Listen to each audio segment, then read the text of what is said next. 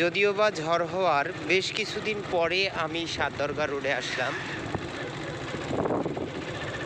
তো এইদিকে এমন ঝড় হয়েছে যে বলার ভাষা হারিয়ে ফেলতেছি। দেখেন প্রত্যেকটা গাছের ডালপালা ভেঙে গেছে, রাস্তায় তেমন কোনো গাছই নেই। যেগুলো গাছ একটু ভালো দু একটা, এগুলো সব ছোট ছোট গাছগুলো। আর বড় গাছগুলো যেগুলো মানে রাস্তার শোভাবর্ধনের জন্য রয়েছিল, সবগুলো গাছের ডাল ভেঙে গেছে। আর এখানে দেখেন এই পাকা বাড়িটার চাল উড়ে গেছে, টিন শেড চাল ছিল। এই পাশেও মোটামুটি ক্ষয়ক্ষতির দৃশ্য আছে বিদ্যমান। আবার এই দেখেন এই সামনের গাছে পাতা নাই, দেখেন ওই বড় ডালগুলো যেগুলো পাতাওয়ালা সব ভেঙে নিয়ে গেছে।